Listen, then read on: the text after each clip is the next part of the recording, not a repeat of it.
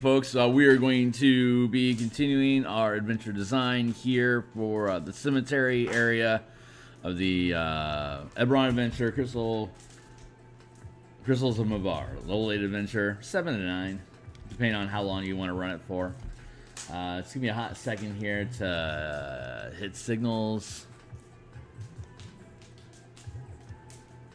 Get my map up right here and here and here and here.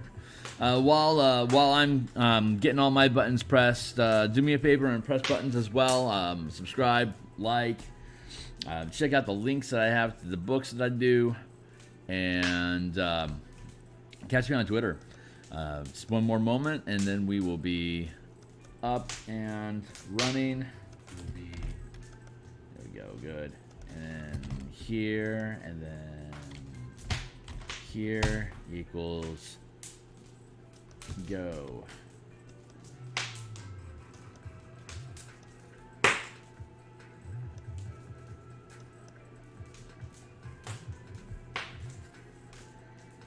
All right, so let's see. We are working on the cemetery. I'm going to futz around inside. I got about an hour and a half, maybe. So I'm going to futz around inside the map for a while. Just dig up some graves, and then I will shift here to some text. And then I'll flesh out text for a while, and then see what I need to do. We'll see what the text guides me to bounce back into.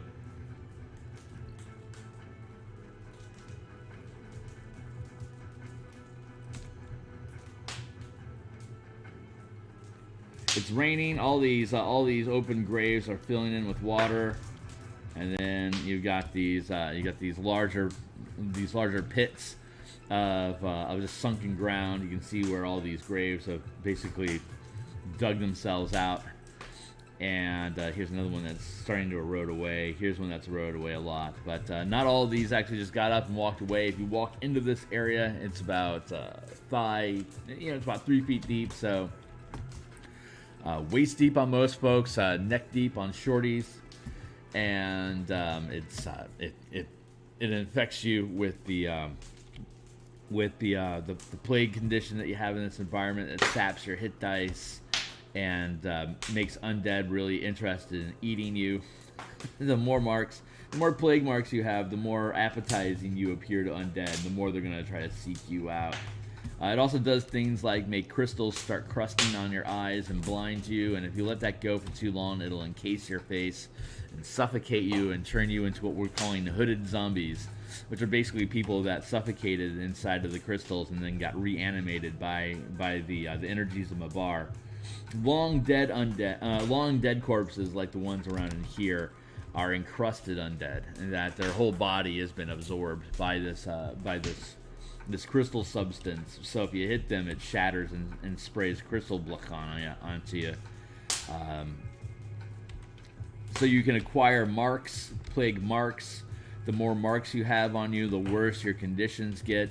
There's a ton of ways to purge them, like with medicine kits, poisoner kits, as well as various healing spells and class abilities. But it every time you do it, it eats up resources, and it's obnoxious at first, and it gets absolutely just horrible later. So it's just kind of like pick your poison. Right out the gate, it causes once you get 5 marks on you, and you can get a mark every time you get hit by one of these plague zombies. So once you get 5 hits on you, concentration checks are at disadvantage, and it just keeps getting worse.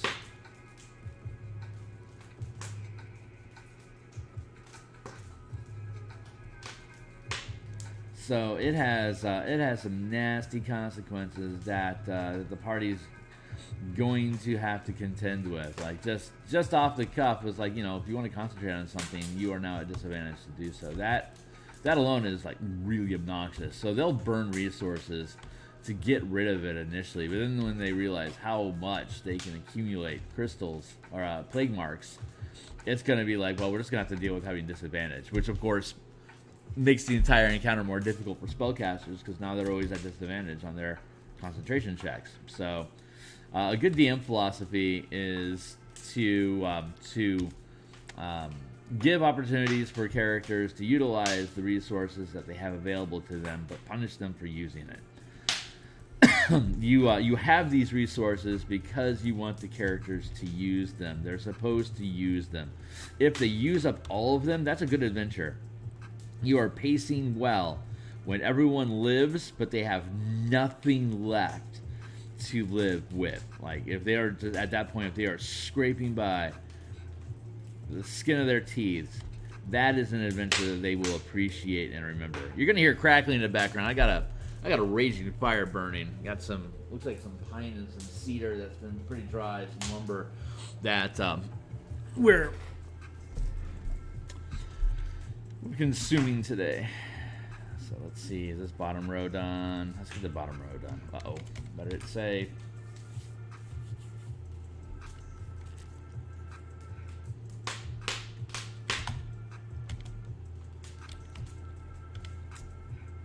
Crash. All right, well, we've got to close that out and open it back up again.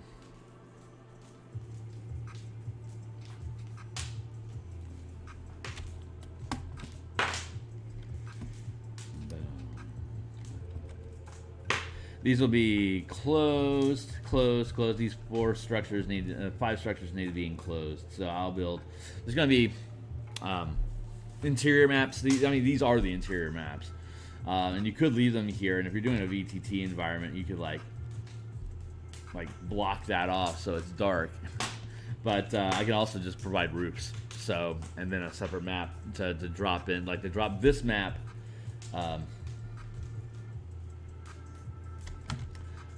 to drop this map onto like have a roof structure over this, and then have this as a smaller little piece that you can then just, on a VTT environment, just drop on top of it. It's like, you know, have it as a separate image file sitting in the DM screen, so that when they go through the door here, you then click layer drop into the map layer instead of the DM's layer, so they now see the interior of the space easily for you to describe. And since what is it, 5, 10, 15, 20, 25, 30, 35, 40. Since you have a 40-foot range vision in this foggy area at this point, I should actually I need to point out that the fog is thicker in this area, reducing visibility to 30 feet.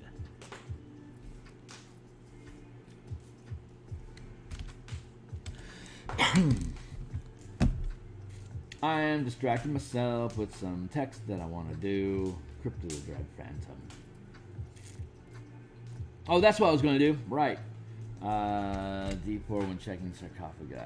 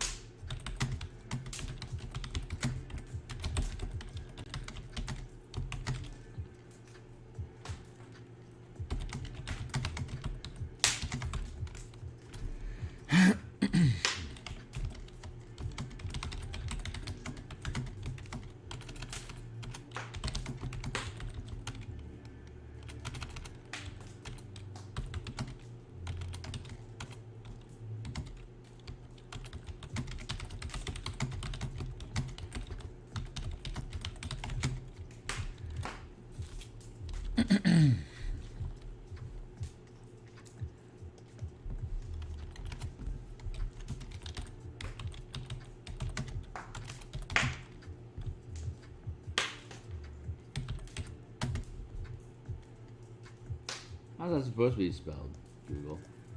I think it's...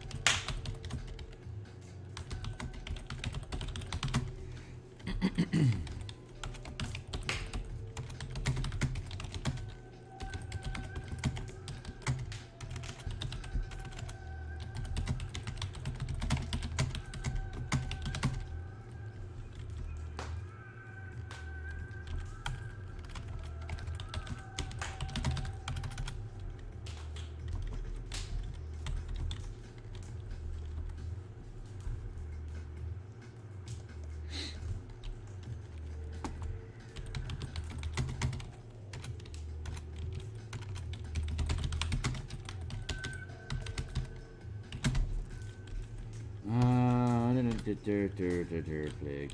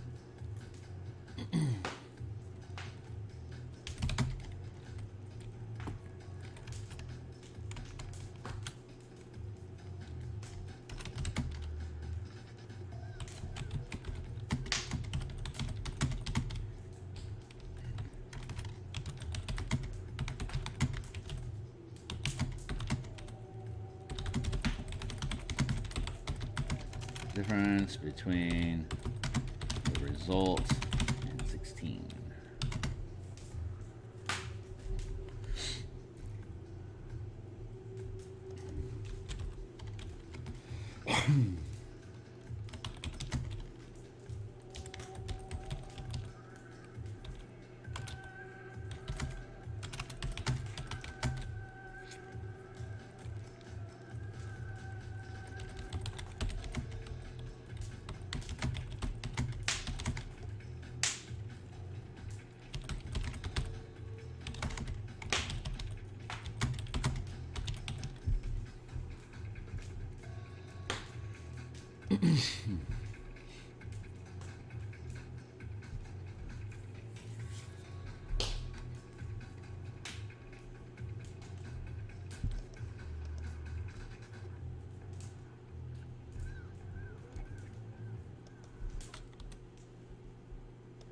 I am now looking up on D&D Beyond. I'm looking up spells. I'm looking up spells with rituals. So give me a second. Give me like 10 minutes. Let's look up spells. Let's see. Spells.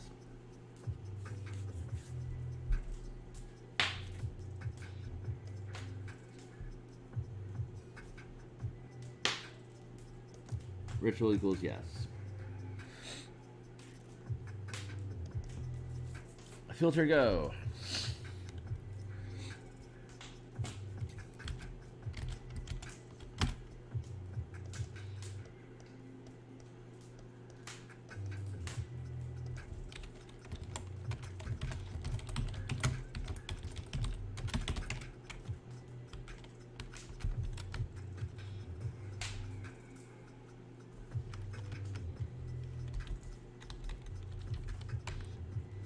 Oh, God, this thing. Come on.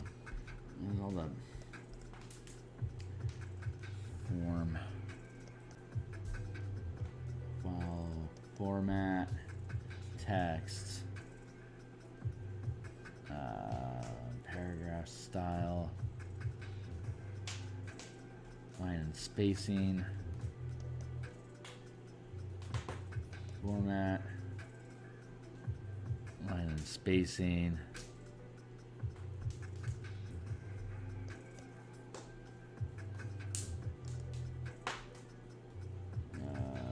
Format.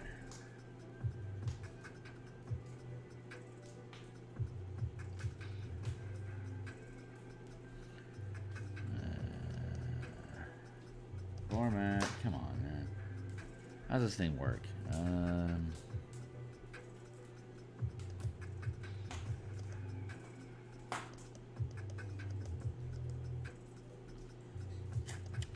Format.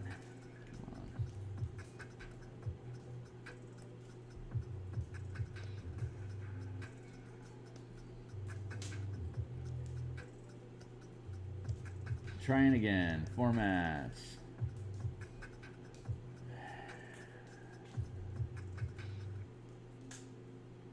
Lines and spacing. Come on, you stupid intuitive piece of shit.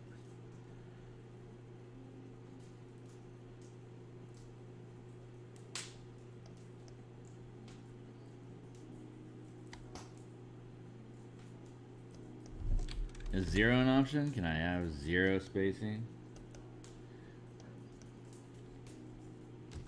Or Rufus? I'm just trying to get rid of these pace breaks, man.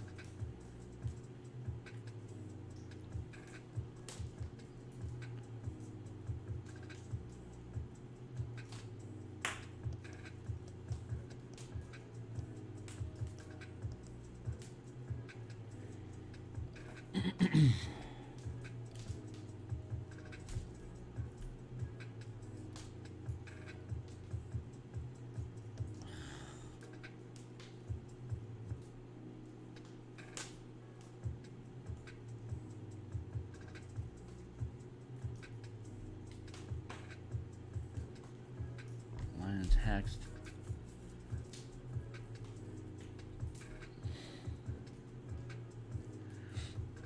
Single lines.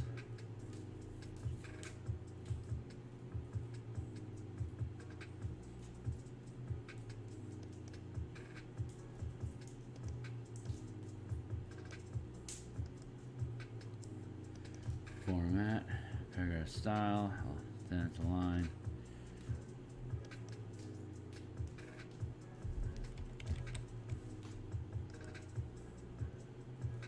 Format, line.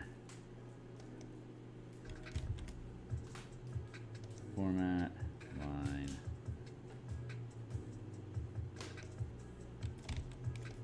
Screw you, Oopus. Whatever, dude.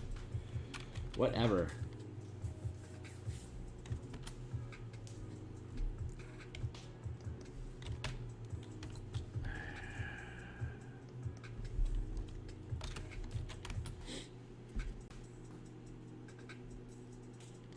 Whatever. Okay, I'm just gonna have to. This thing is gonna make me rage quit. So I'm just going to just not freaking bother.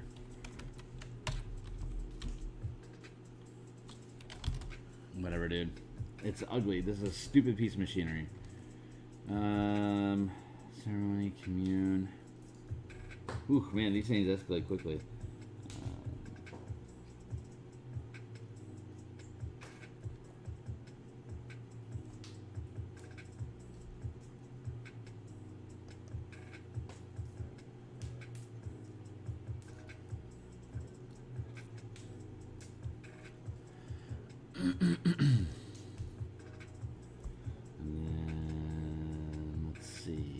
Spell level, casting time, conditions, source, class. Oh, screw that. Screw that. It better be coming soon. Additional source, whatever, man. Spell, spell name, all. Oh, here we go. Wizard. There.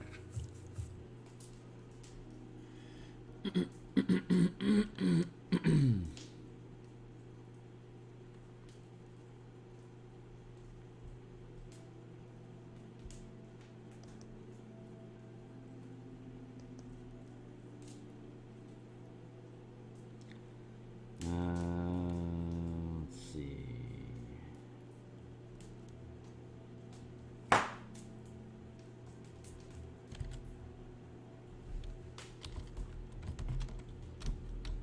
Sure, let's leave it there.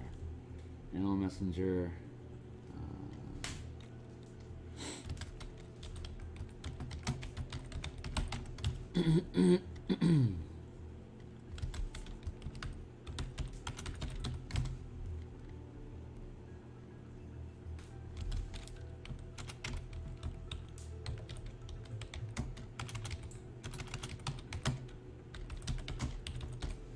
There, that's plenty of rituals.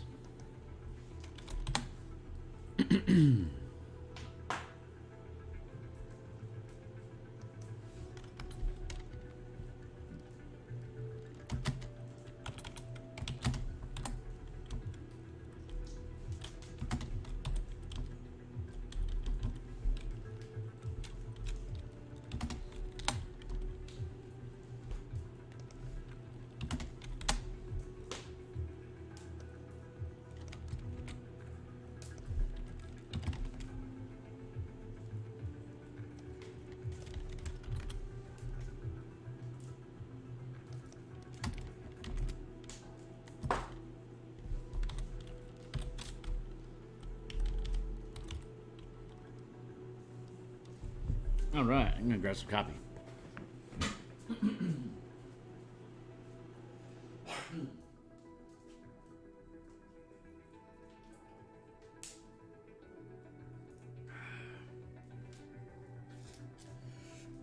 Coffee time. And give me a second here to check my fire.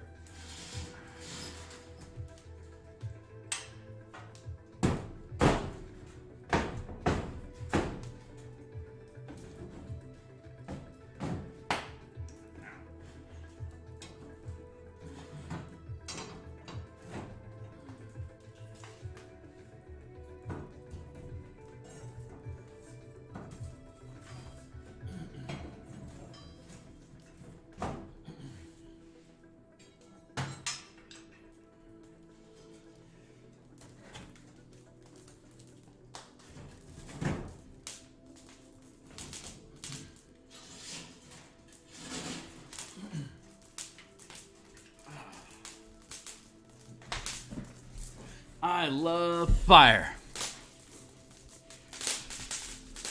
Ooh, that's a good crackly one too. That's gonna be obnoxious. Sorry about that.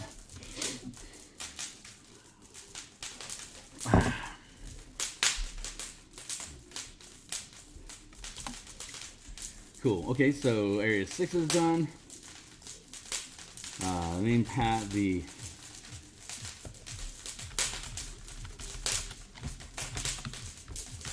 promenade ends.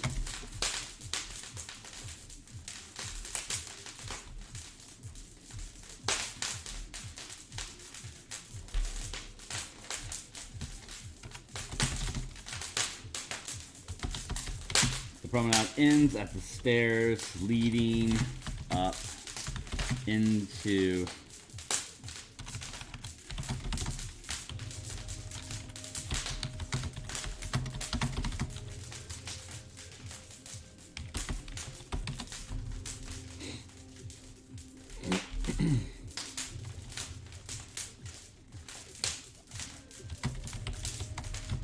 at a don't need you anymore. Let's see. 5, 10, 15. Oh, that's massive.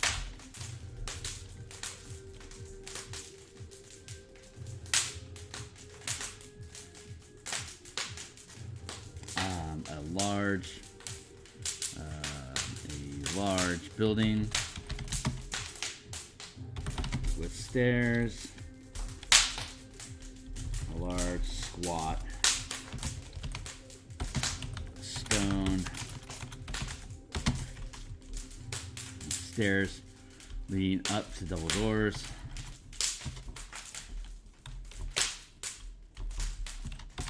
That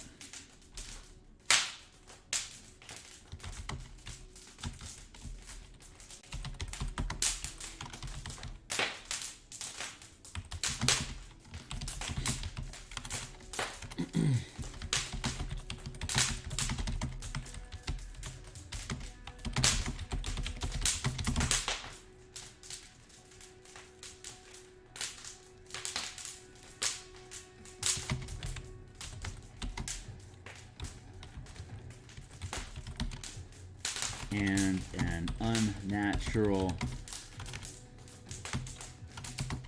whisper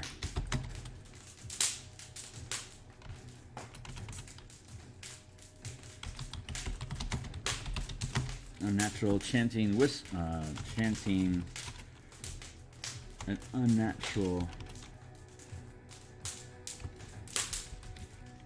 whispered chanting unnatural whisper chanting repeats repeats what I'm looking for. An unnatural whispered chanting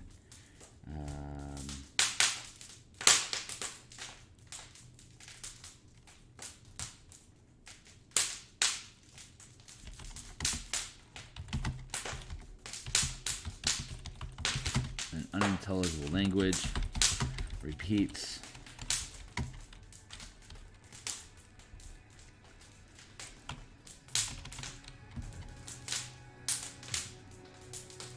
originates from within.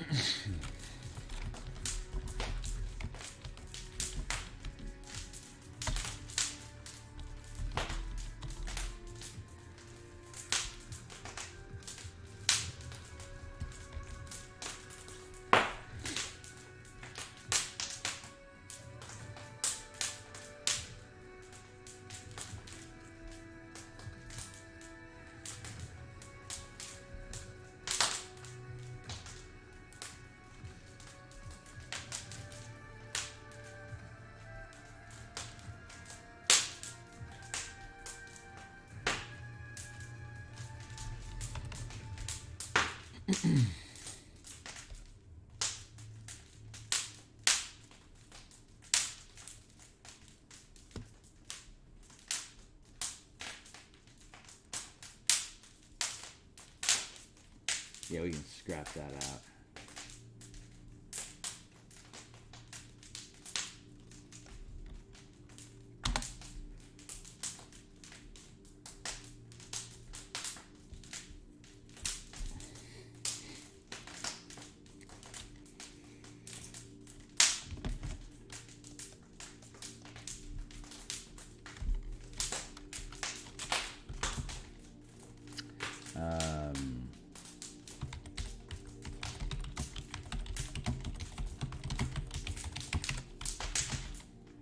Undead.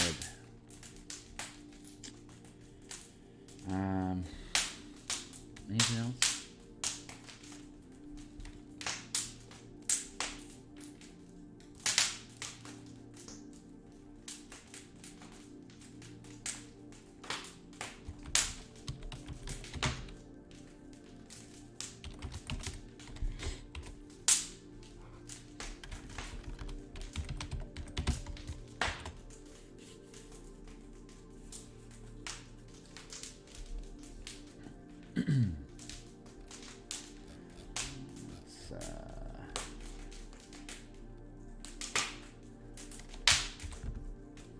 Yeah, that's pretty good for now. Okay, cool. So let's get back to the mapping. I'm happy with that.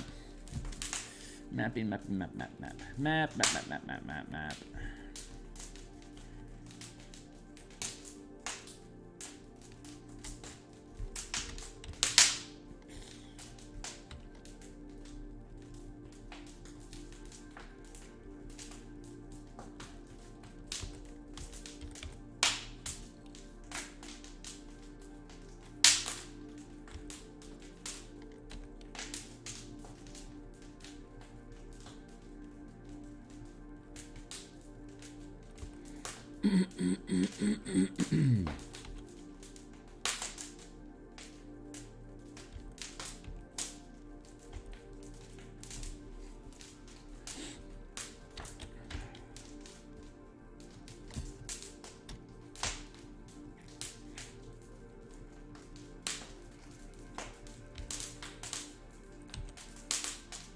Man, this project is coming along. I am pleased with the progress. I'm loving the text.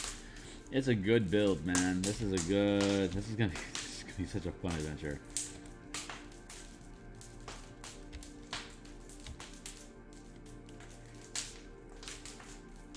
Once we have this one finished out, so we're gonna start working on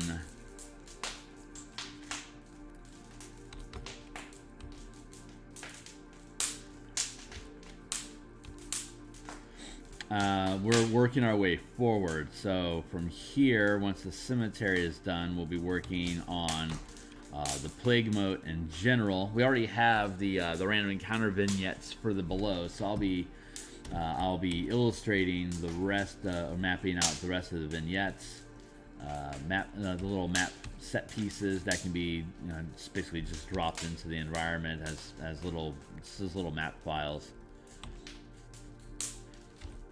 Yes, that fire's calming down a little bit. Good.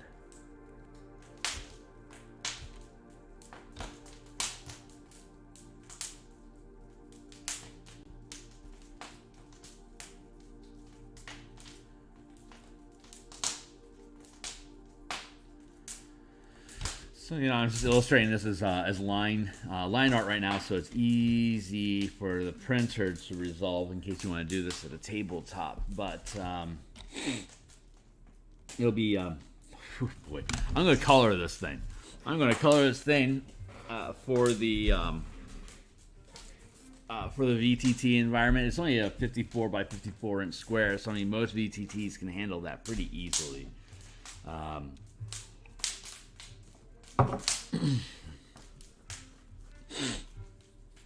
Yeah. Yeah.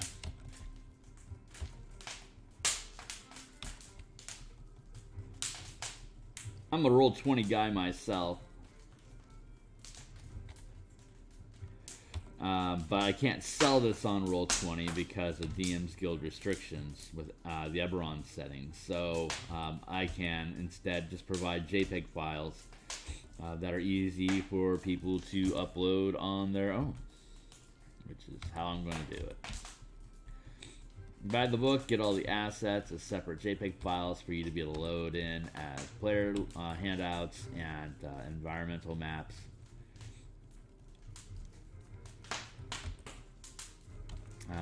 I may try my hand at trussing up lighting effects for the interior dungeon spaces that are in the third act, as well as the flooded tunnel at the fort further below that we've used. Oops, didn't mean to do that. Sit here on a spinning wheel forever. I'm gonna get a cancel command. Thanks. Nope. No cancel.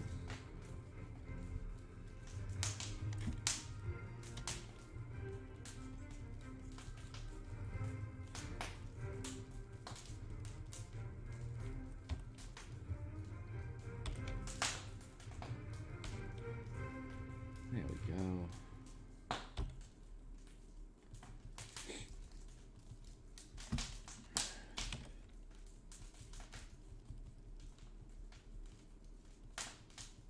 I'm more of a game mechanics subclass construction sort of the developer, but I get these ideas about adventure design and I have to implement them. I have to try them out for myself before I can say, hey, here's a way you can build an adventure. And so that's kind of what we're doing here. There's a whole book that I've been writing about sequencing acts and encounters and layering different types of challenges that this adventure is doing a pretty good job at highlighting. So this is kind of a proof of concept. Once this is done, I'll then be able to use any of the different contents in here as examples.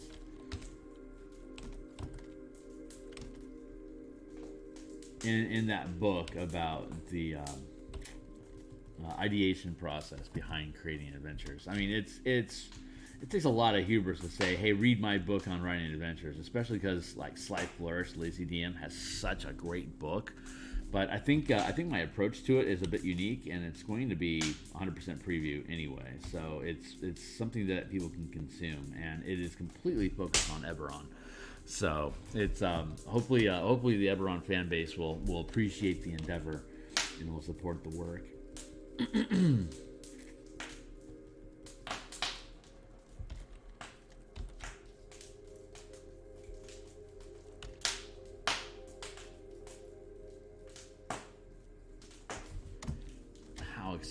I'm excited. I mean, maybe it'll do well, maybe it won't. It doesn't really matter. It's something I gotta do.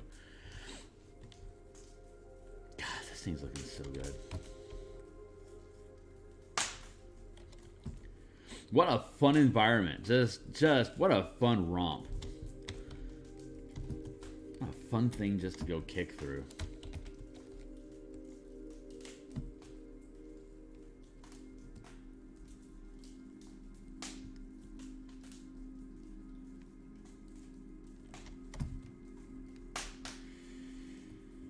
Yeah, we're almost done with those. Okay, and then after this, we'll go back to, what time is it? 6:30. Holy yeah, we're doing great.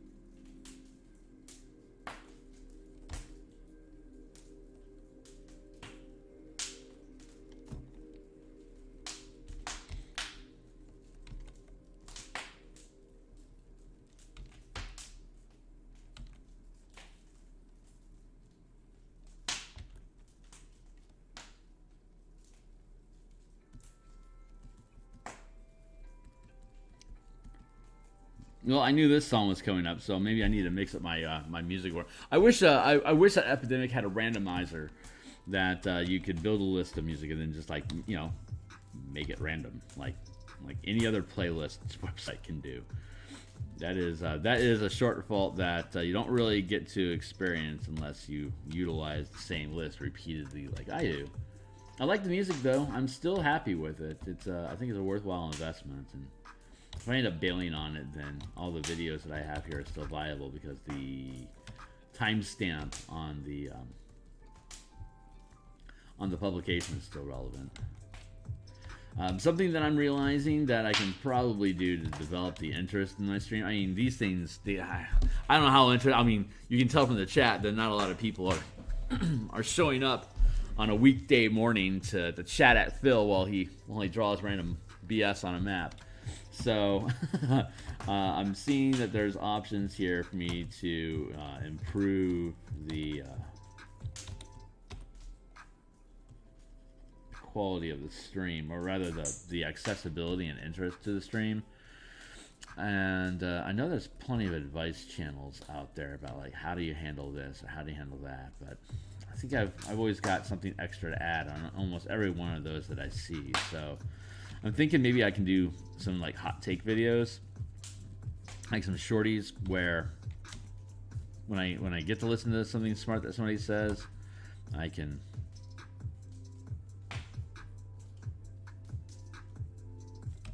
reference that video in the doobly-doo and then add my thoughts to it. I don't know, maybe I'm not trying to, I mean it's piggybacking, but if if the conversation is inspired by somebody else, then I ought to be giving them credit for it, and I certainly don't mind boosting other people's signals. My signal is so small, it's not like I'm encroaching on anybody's audience at all. I don't think people are like, oh, I'm not going to listen to that guy anymore because I'm listening to this dude now. I think you just accumulate more people to listen to, and if you consistently don't agree with what they're saying, that's when you lose an audience member. But I don't think people really bail on YouTube channels that share ideas about how to play D&D. Like, I think where it starts getting into sketchy terrain is when you try to tell people how to play D&D, what's right and wrong about like different mechanic design, unless you have a very pro optimization stance. I think those accumulate fans of optimization, of which I am one. I mean, I'm a forever DM, but I still like having my head wrapped around, are these good mechanics, or is this something that players would want to do? I'm so spoiled as a DM. I'm so spoiled because I have a small team of players that are generally really on board with just how I DM in general. So, and we run a long-winded campaign. So it's I don't have people cycling through tons of different characters, but I want to get into that space. I want to get into a space where I need to have all the things built for me to be able to start just building out like a playtest channel where folks just kind of log in and hang out, and we run some content. You play a build, and then Bob's your uncle. That's kind of the space I want to get into. That's also going to require me to remove some of the a number of hours of design space that I use each week. 'Cause, I mean, I have a job and I have a family. So I have limited hours a week that I can produce content, and the idea of like I have my lunchtime adventure, which is with coworkers, which we take lunchtime during the week to play a game. So that time is just built into my schedule, and it doesn't take away from anything else that I do in my life. But like if I were to incorporate a 3-hour game session every week, that would just be brutal. What I might be able to do is integrate a monthly online game.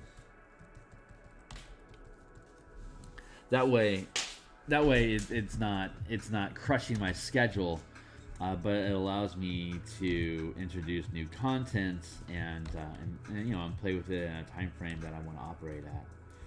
So, still exploring that idea. I'm still a nobody in the online space,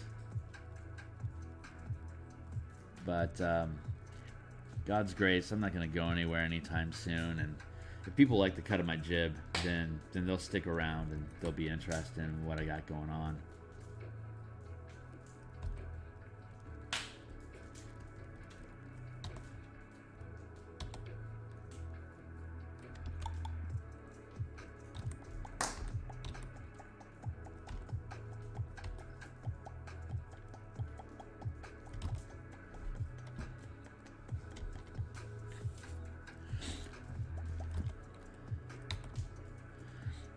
Like I can have some variety in size here. They don't all have to be the same size. Like some can be big, some can be like ridiculously big, some can be small.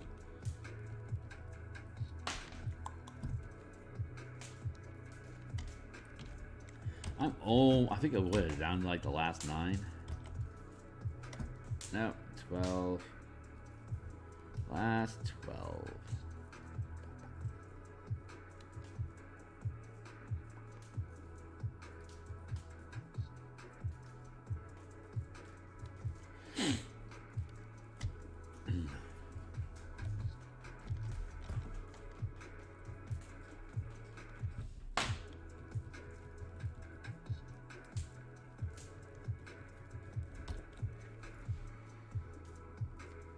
The lag is kicking in, that's for sure. Oh boy, that lag.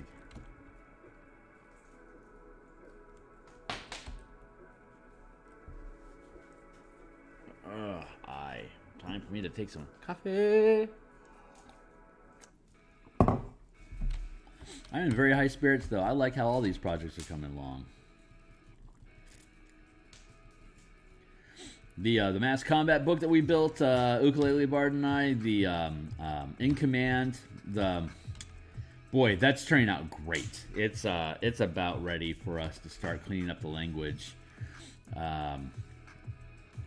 For us to kick off to Stuart, for him to do some editing. There's a front end and then there's the back end. And the front end of the book is building player-controlled squads and then mass combat at higher level, like at larger scales. And then the back half of the book is organizing guilds and ruling kingdoms. And the mass combat section is looking really great. The squad mechanics are solid. We just have a couple revisions that we want to implement, and then we'll be moving on into looks like as soon as next week, moving into developing the guild system. So I'm just going to talk about that for a few minutes because it's on my mind. So there's the two major things that characters do is fight and not fight. Like that's how you break down D&D. D&D is either fighting or not fighting. And so the front half of the book is fighting, and then the other half of the book is not fighting. And not fighting is either generally defined as exploration, social, or downtime activities. And so social and exploration are challenges, and downtime activities is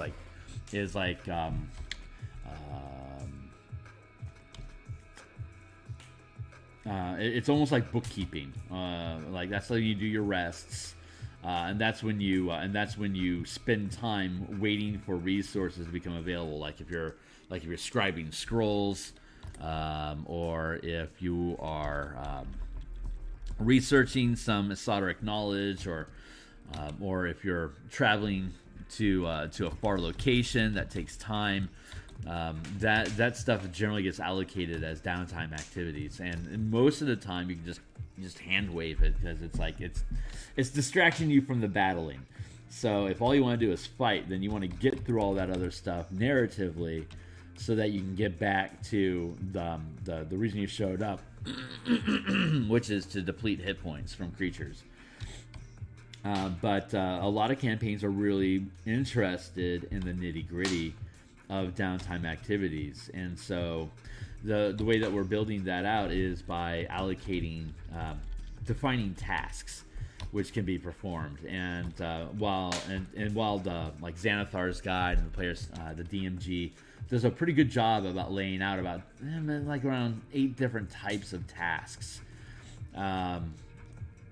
They aren't those books approach it from the perspective of your character is the one that is literally performing these tasks, and it takes X amount of time.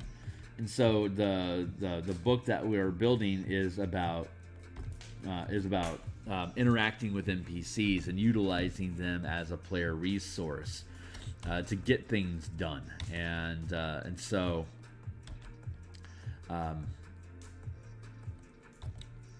you can recruit people. You can perform tasks on your own. You can recruit people to come on, man. This map's getting choppy. Hold on. It's got like this tiny little corner up here. I just can't get to it. Thank you. Yes, the last 4. Welcome to your doom.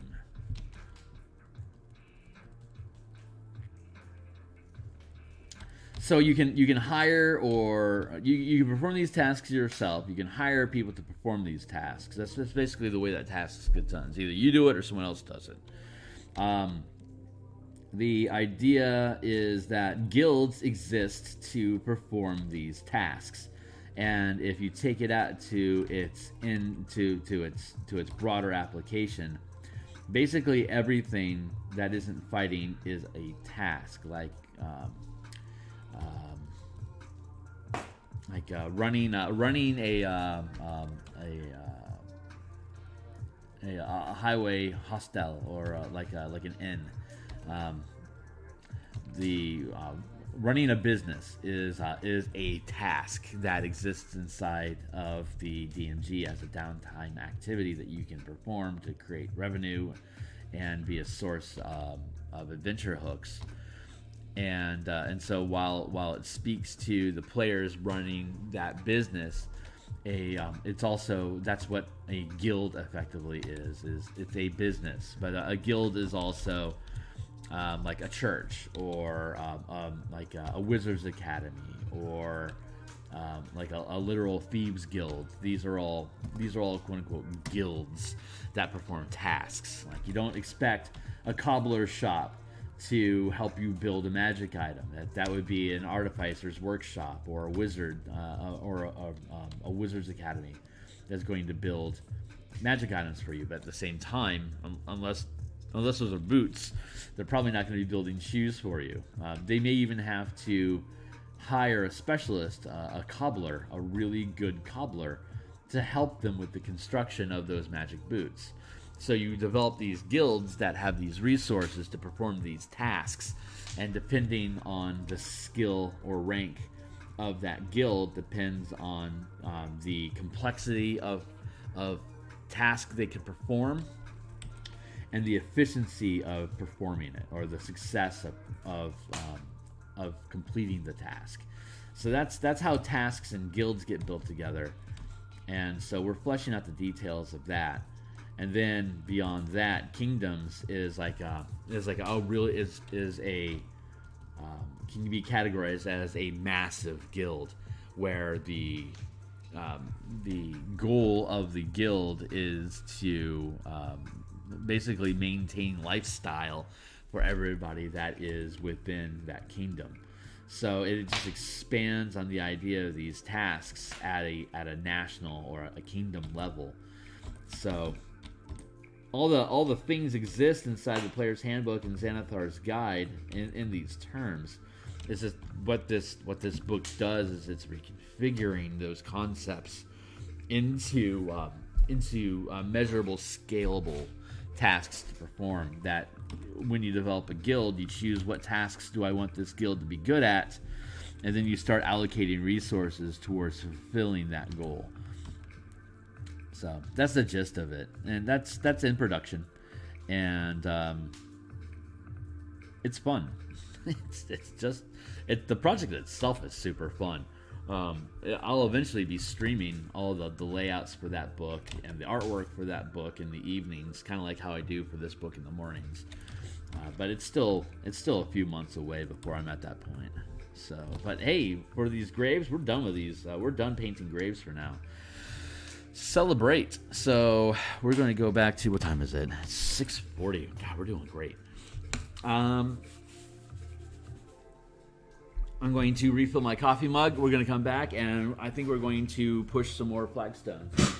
Flagstones is just like the whole is a 54 by 54 square map, and I'd say a good. You can look at it there. It looks like a good 70% of it, maybe 50% of it, is covered with flagstones. So there's a lot of content that I have to do here. And at this broad scale, it looks pretty good. I'm really happy with it. But the problem is that this is not the scale of combat. What we'll end up doing is seeing things more likely at this scale. So this is the level of resolution that I need to actually be operating at. So I then have to. Then I have the wall, like those walls are chopped as crap. So what I'm going to have to do then is operate at this scale. This is a zoom of 20%. So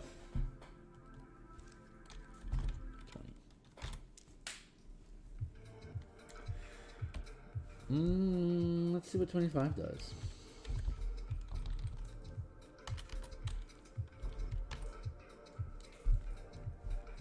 25%? I'm pretty good with 25%.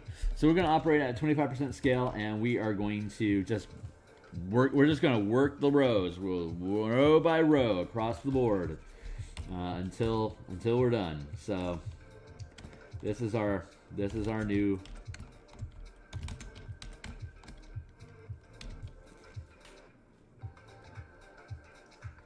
This is what we're doing now. This is the job. This is why people pay me. This is why people pay me to build things for them, because it is meticulous work that no one in their right mind actually wants to perform.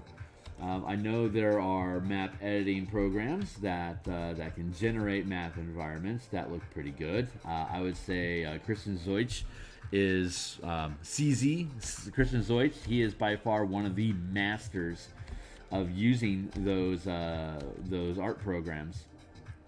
But I'm not him, and I've spent 20 years developing Photoshop skills and art. So I'm more of the Dyson logo sort of space. I guess I'm going to end up saying my maps are a space between Dyson logo and Christian Zeutsch, where I have a line art map that hopefully somebody agrees with me looks pretty cool, but it's also going to have a color layer so that it actually looks good in the virtual tabletop environment.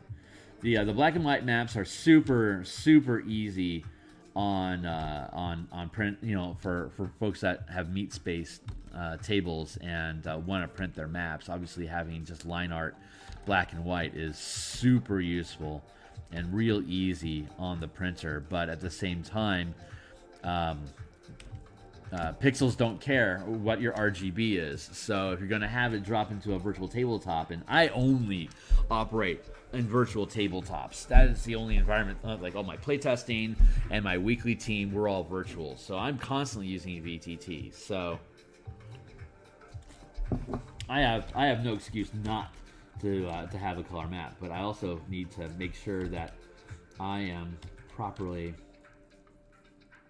building these things out so that they look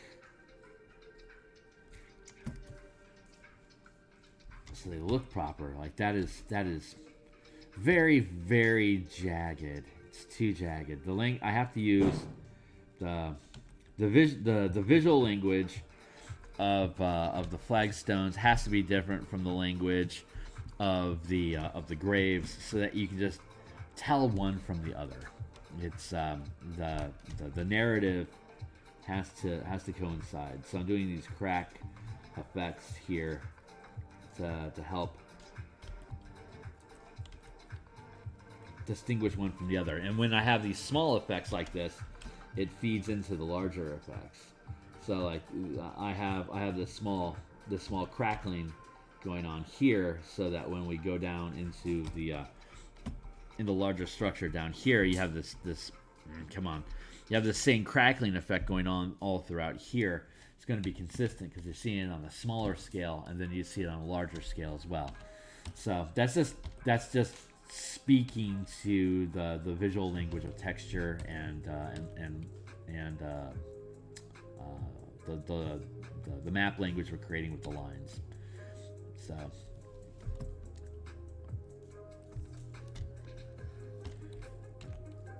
yada yada, map. Man, I love mapping. I love doing this stuff. This is what really made me just fall in love with D&D. When I was a kid, and I would spend my study hall just drawing. I'd draw side scroll maps. Basically, my initial take on D&D wasn't an overhead. I mean, I was aware of D&D, and I'd gotten the books for my birthday, and this is back in '87, so I got both the red box as well as the core set of Advanced Dungeons and Dragons First Edition, and that was confusing because my parents didn't know they were separate systems, and neither did I. So after a while, I'm like, oh wait, these are two separate games, but it's the same game. This is confusing AF. So I started off with, man, this game is weird. Like, what is going on with these battling rules? But it was interesting because, like, right out the gate, like my first experience with D&D is that there's a lot of ways to do D&D. Here's a super simple system using box set, and look, it's already so much more complicated using Advanced Dungeons and Dragons. I was predisposed to looking at the game as even the creators of it that sell it look at it as a customizable system that don't have set rules. So that kind of set me up to have the freedom just to do whatever the hell I want with the game. And so when I first started chewing on it, I built side scrollers where it wasn't so much the map environment and I'm pushing around on a top view. It was side to side. I'm moving from one environment to the next, and the challenges that you run across inside those environments is what you have to resolve. If there is I have to restart the program because it locked down. Actually, you should probably shut down Photoshop altogether and then relaunch it. But yeah, my initial approach to D&D was that as a side scroller, because I'd started playing like the Nintendo Entertainment System had come out the same year that I think it was the same year, just about the same time that I got D&D. So like I was playing like Mario Brothers and the Kung Fu game. These were side scroller games like Mega Man. These were all huge scale side scroller games that presented obstacles that you had to resolve to get around it. Karateka was an Apple II game. Prince of Persia, like the first Prince of Persia game, was a side-scrolling game. Montezuma's Revenge was a side-scrolling game. These are all like super old school Apple II floppy disk video games, computer games, and super basic stuff. But that and D&D were the two first, were the game spaces that were introduced to me at the same time. It's like you can play D&D or you can play Super Mario Brothers, but you can't play both at the same time. And we eventually then saw Castlevania and Metroid, and it's like, oh yeah, these are all that same idea. And so My initial take to D&D was the side-scrolling experience that, like, if you have a creature like a goblin or an ogre or something that shows up on the map, you're going to have to defeat that creature if you want to move past it. So that became your combat, and then you would look at combat as a three-dimensional, a theater of the mind headspace.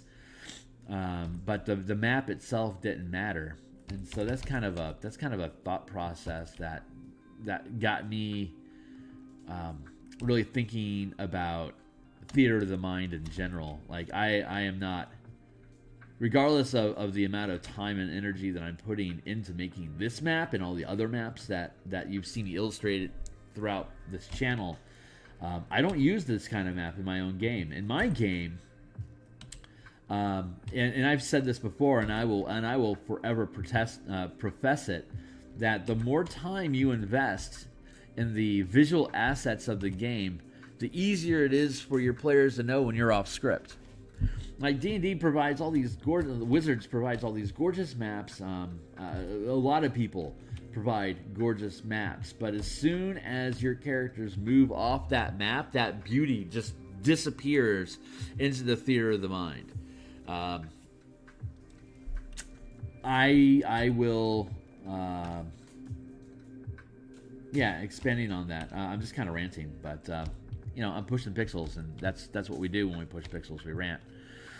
It helps the pixels flow. So like I said, I've said this before, and I will say it over and over again ad nauseum, that the more you rely on visual assets in your game, the more obvious it is to the players when you're off script. It breaks suspension of disbelief, and it takes away from it's kind of like how you don't care about time, like you're not tracking time moment to moment until you enter combat.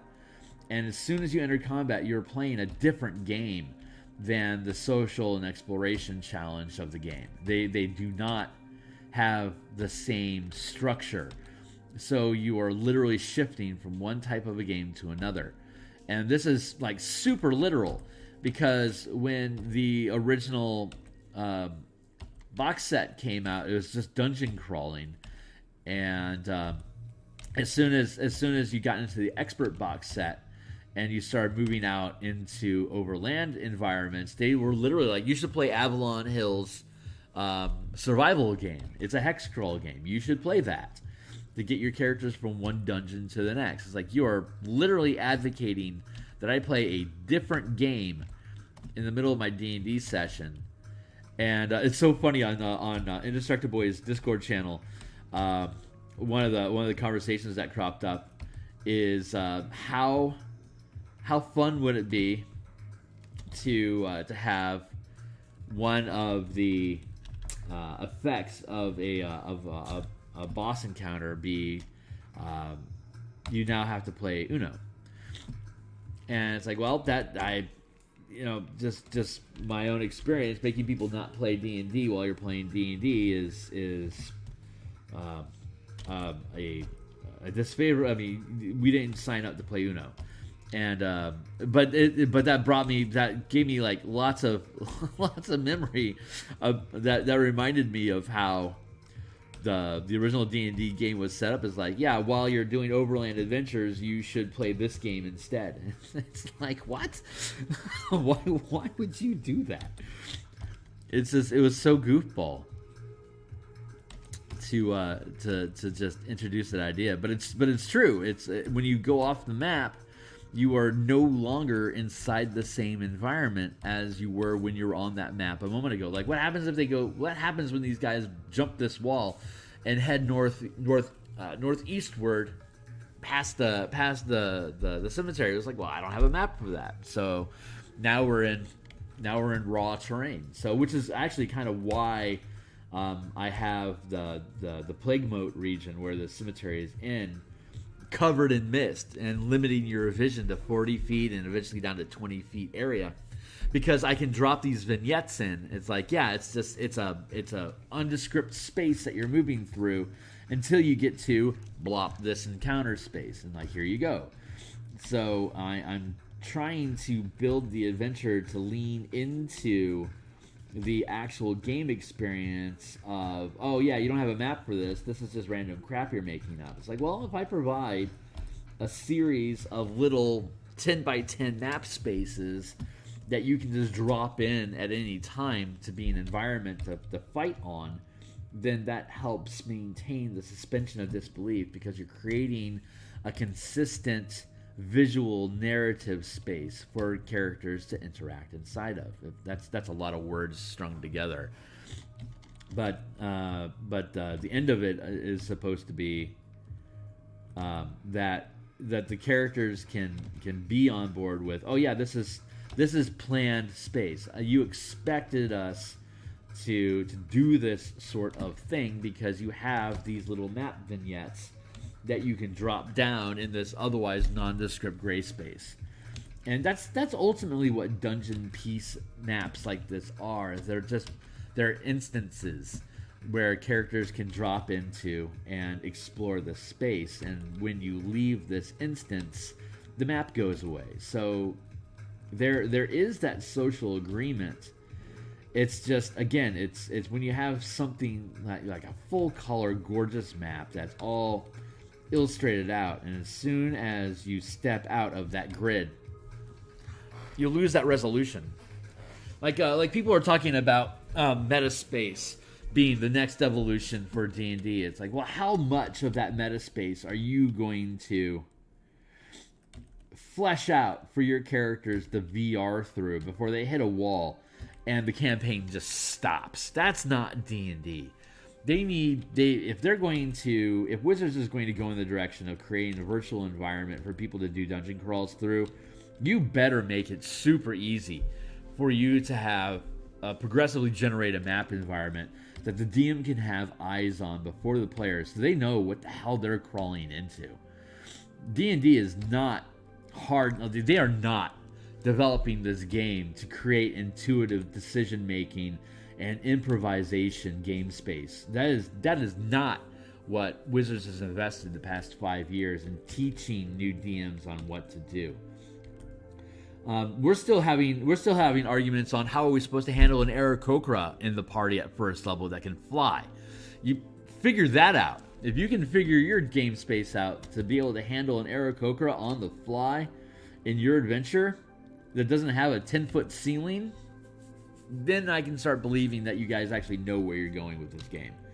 But I don't see them move. I don't see any indication that they're trying to head in that direction, because all their stuff is super linear and very basic. So I'm ranting at this point, but that's how we get the pixels to push.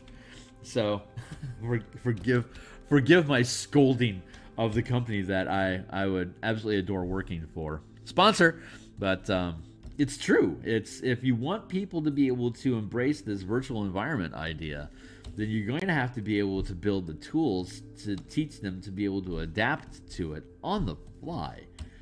And that is a very tall order. Like, it's one thing to hand somebody a box set and say, here's your map, here's your random encounter table, which, you know, they're even that they're doing away with, and have them just roam free in this environment. It's another one to say, let me teach you how to be fast on your feet in thinking of solutions when they hit you with questions you did not provide that we did not provide an answer for.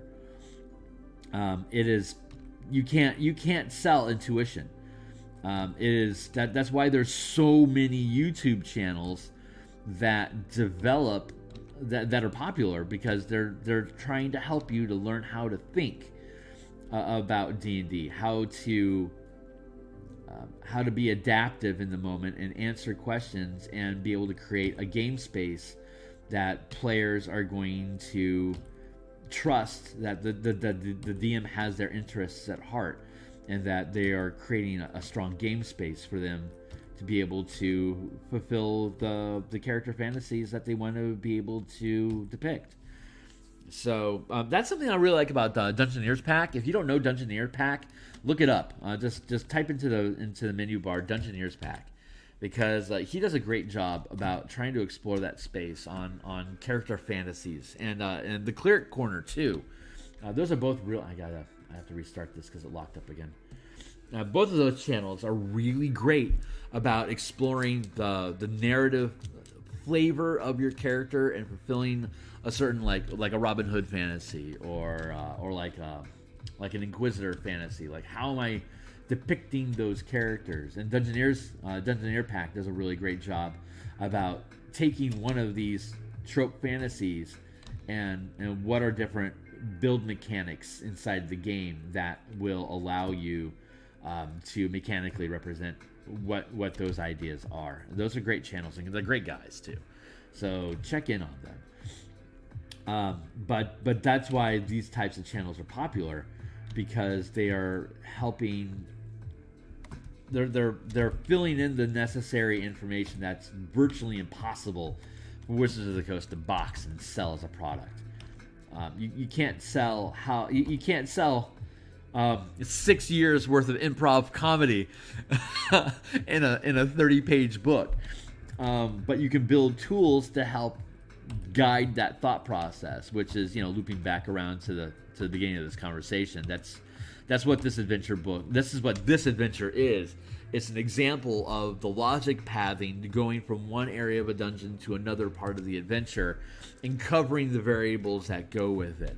And if you can build a variable permissive campaign, you can help DMs build the thing any way that they want. Like this cemetery that I'm spending hours working on isn't even necessary. Like, I don't need you to, for this adventure to work. You can ignore this. This is just something to do on your way to the big bad evil boss. And if you don't want it in your game, you can just literally just skip it.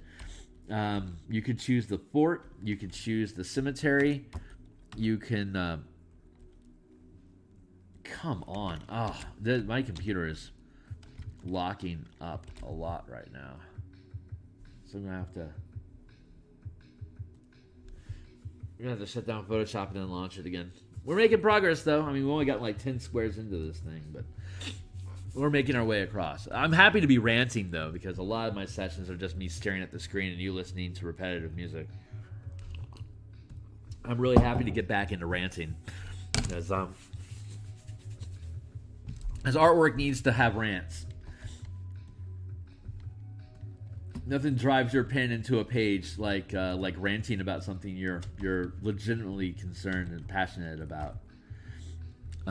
It is 7 o'clock. I've got 30 minutes left, so I had already done some. I want to finish. I want to see if I can finish this row, at least. And I just want to continue ranting here for a minute, but yeah. So this adventure is what I hope is going to be a successful expression of that improvisational style, like building an adventure that is specifically accommodating the unpredictable decisions that a party is going to make. It does, in my opinion, and I think my opinion is worth something after 30 some odd years. In my opinion, this thing does a pretty dang good job at thinking about what are the things that a party is going to do, and providing solutions for when the party does what you don't expect them to do. When they think of something that you hadn't thought of first. It has all these different pathings and options for you to add content or to leave that content out, depending on what the party ends up engaging with. And it does a pretty good job about thinking about, well, what's the character's automatic go-to, going, like, if they hear somebody crying for help in a cemetery, they know it's a trap. They expect it to be a trap, but at the same time, the social agreement is we're heroes. We're trying to free people, or help people in general, and unless you're doing like an evil edgelord campaign, in which case you ignore them. But even if you do choose to ignore them, that is part of the pathing solution for the cemetery. I don't need you to go rescue that cry for help. But if you do, it's legitimately someone crying for help, and you will be rewarded with a social encounter that provides you with information about the environment that you're in. So if you're doing the task that you're supposed to do, it's not a bait and switch, a combat. It is providing you with actual information that is rewarding you for fulfilling the trope that the D&D game is assuming that you are going to perform. So, but if you decide to skip the cemetery, again, it's not necessary. It's like you can go from gating, like you could literally gate into this environment. Like you can be teleported here by one of the hooks, specifically looking to reestablish a teleportation circle so that they can have actual professionals come in to deal with this place. They just need an insurgent team to come in and create a beachhead for them to be able to lock on and then gate in themselves, and your job is done. Congratulations. Like, that is one of the hooks. So you know, it has different levels of engagement. There's different, like I said, there's different objectives. All the hooks have different rewards and different ways to extend this. Like the DM likes the environment that's being created here and likes the narrative of these manifest zones. Like, Karnath is famous for Mabar manifest zones. It's like why they developed into an undead loving militaristic society, because this is the resource that's been given to them. They have learned to adapt. So if your DM likes to cut of this jib, we provide resources. It's like, if you want to extend this, there can be like druidic cults that are looking, evil druidic cults that are looking to also exploit these manifest zones for their own rituals and gaining their own power that runs counter to the nation of Karnath as a whole. And here's like a D6 different locations on the Karnathi nation map where you can find similar areas. You already have all the vignettes and the tools to create new manifest zones, and go for it. So you can like, here's one scenario, but you can build another 3 or 4 of them if you want to build a campaign around shutting down manifest zones. So anyway, I'm ranting, but that was kind of the point. I meant to rant, and that all came from me talking about about suspending disbelief by having by not trying so hard with your maps. In my game, and finally getting back to the whole original point, in my game I don't use maps at all. It's all almost all of it is theater of the mind. And if there is a map, it is an impromptu map that has like stick figures and horrible arrows, that's just there as part of the conversation space for like, do you understand what this environment looks like? Because it is in my games, the point isn't to measure out squares. It's I use like range zones. Like, are they close? Are they far? Are they distant? Are they adjacent? That's basically the extent of the visual, the spatial knowledge that I use. I use group initiative. I don't even have, like, I have all monsters attack at the same time, and I have all the party attack at the same time. That lets them coordinate their actions together. Yeah, this is what we as a group are doing. Me and the ranger, we're going to flank the big bad evil guy, and we're going to use our attacks to help each other gain advantage, so that the rogue working with the ranger is going to get a sneak attack in, and the ranger is going to get advantage also. So he can use his 400 feet to get an extra attack because he's fighting a single boss. And while you're doing that, the ranger is dropping flaming sphere on the trash mob that the big bad evil guy had summoned as a bonus action, and is going to use guidance to help with, like, if you're going to do a shove, to help with your check.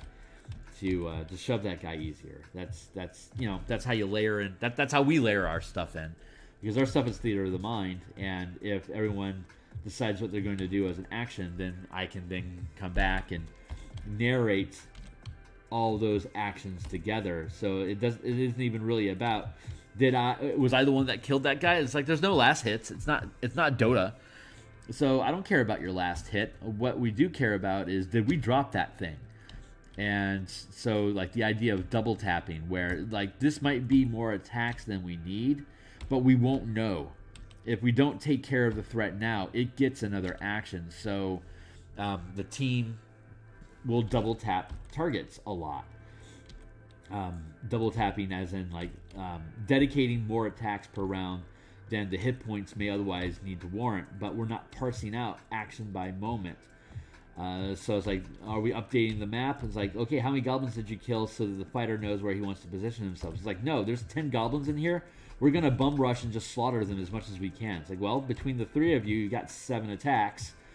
So get after it. They'll do their attacks, and then that'll inform, well, how many goblins were you guys able to lay into and drop? So anyway, I'm getting super ranty, but that's my approach. That's my weekly game space. That is how I approach this game. So when I build adventures, I look at things more for like from a mob perspective, or how easy is it for me to make this combat flow from one encounter to the next, so it's not bogging you down. That is my goal, is to have fluid game spaces that allow you to move in and out of combat into social exploration counters easily. And that is hopefully what this adventure is going to demonstrate, so that when I build out the book that talks about all this stuff, I can use this adventure as a reference guide. It's like, hey, check out page 13, and you're going to see the options that we set up here for you to deal with this Karnathi patrol that you find in the woods. Like, here's your social options, here's your exploration options, here's your combat options.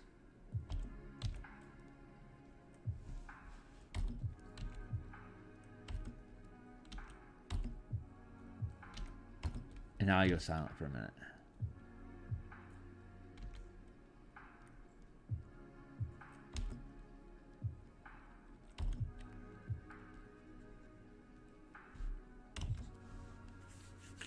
Hey, cool! I got to the end of my row, and it's 7:12. So we're gonna get to the end of this thing.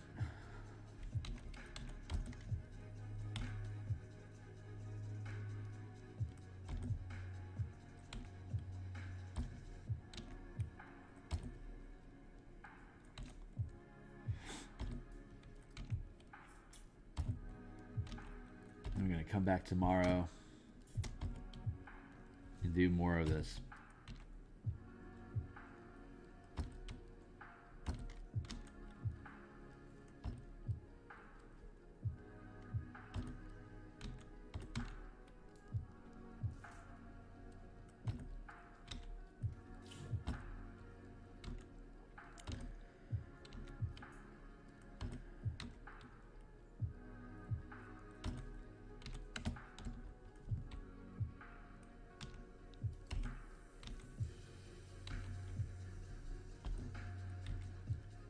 This song, God, this song could, I could.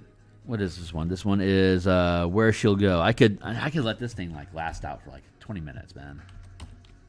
I just like the smooth groove of it.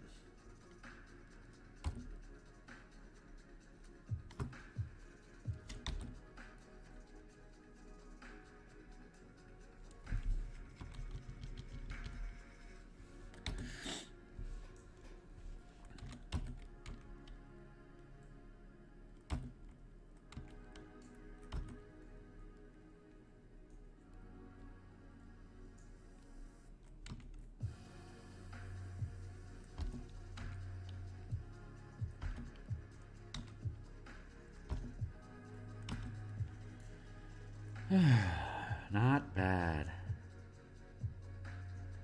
So that's the first row, and then tomorrow we'll work the next row, and then we're just gonna go like a printer. We're just gonna kick through all these cobblestones until they're done, and then we'll work the trim of the fence. We'll come back to the vignettes, the pillars and the mausoleums and the crypt wall, and we'll fatigue them and age them out like these are. I anticipate us being done with the line art for this map by this time next week. It may actually take that much time, but I also anticipate doing a lot of this. I'll probably do a lot of this processing off screen because I only do so much a day, and me going line by line, doing line by line editing may not be that exciting for y'all. So we'll see how far along I can get in that process. But I'm gonna hit save here, and I have to stop today at 7:30. So I am going to now. Characters avoid the mausoleum. There's a 1 in 3 chance they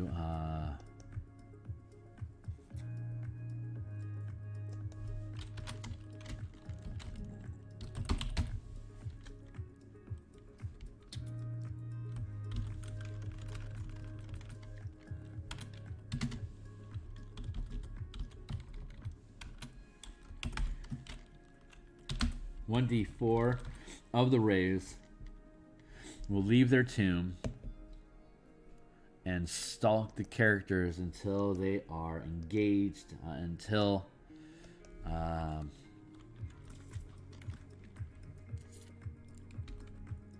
the characters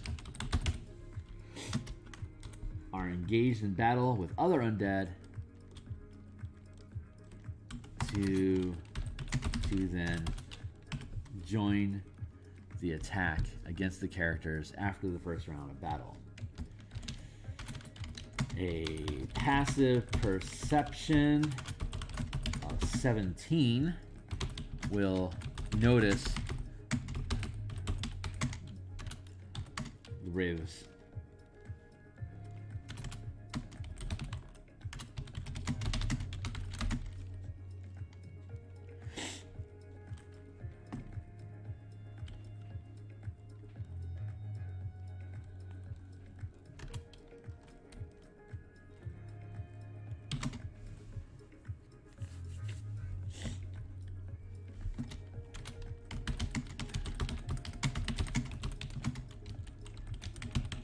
If noticed, the rays will attack. There. Good stuff. Now, Cemetery 7, Crypt of the Dread Phantom.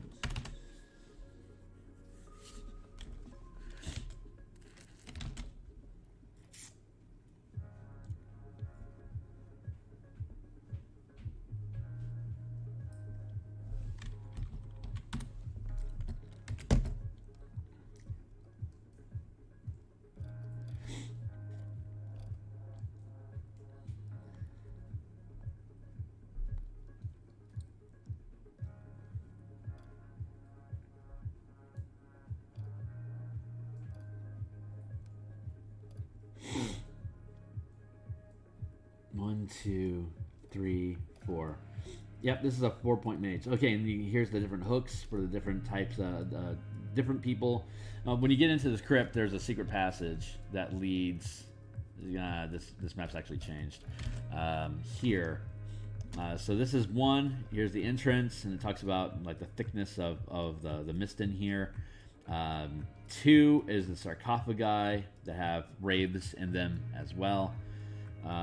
3 is the altar where the Dread Phantom is at, and then 4 is a secret passage here that leads northwest. True north. This is facing northwest. This is southeast. This is southwest. This is northwest. You have to compass up in the corner. So a 45-degree angle away from this crypt, leading down underneath this.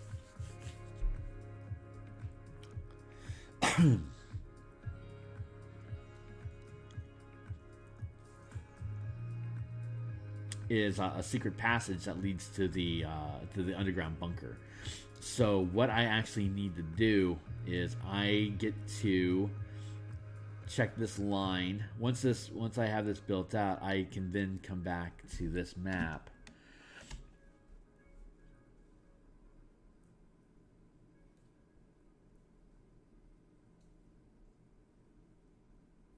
Ooh, I like that. What I can do is I can make this vignette here unique from the vignette down here, because this vignette is involved with a mammoth of the mist, a giant plant that's like a Venus flytrap that's pulled a victim into the bog here, and so the heroes can rescue that character from here and get additional information. But what we have up here is this line, this path, this underground passage. I can shore up this swampiness so that it seems obvious that there is a line of a path that is separate from this environment, because it's only sloping down like at an angle like this, a 16 degree decline.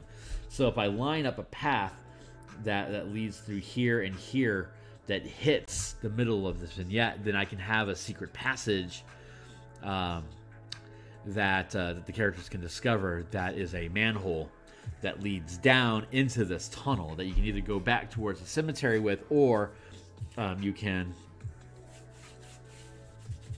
then shortcut through the cemetery instead of having to fight the Dread Phantom and its apostles here in the crypt. You can instead find this entrance and skip that encounter if you want, and it will lead off to the underground bunker. So you can use this as an exploration challenge to find this instead of the combat encounter, which is inside the crypt. So, and the social encounter of this environment can be the person in the mammoth of the mist. If you free them, they can tell you, yeah, I came up through the hatch at this gazebo entrance, and you can do that. So it has the exploration, it has combat, and it has social encounters. Every area, like the fortress, if you go back to the previous scans, you can see in the fortress that there was a social and exploration and combat options for you to be able to manipulate the space. So they're all like that.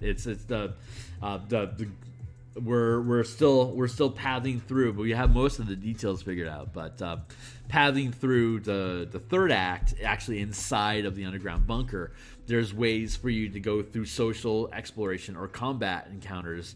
So you can potentially Scooby-Doo this entire thing, not have any combat at all. You're just running away from undead. You're running from undead from scene to scene, using social and exploration options to help waylay and avoid undead that are motivators pushing you through the encounter. So I am now envisioning a scenario where your characters where they are commoners and they have absolutely no weapons and no spells available to them, where they really are just the Scooby Squad trying to figure this thing out without any spell power or combat ability available to them at all. It's here. We would have to spend time really spelling out which pieces of the adventure you would specifically need to use to make that Scooby-Doo adventure happen for you in this environment of nightmares. But it can be done. All the components are here. It can be done. It's actually kind of compelling. I am suddenly very interested in that. So anyway, it's 7:25. I'm cutting stream here. I've had a blast today. I hope you really enjoy the rant, and we're going to keep at this until it's done. And when it publishes, I hope you love it as much as I've loved building it. And we'll see you on the other side. So, yeah, thanks for being here today. Really appreciate you.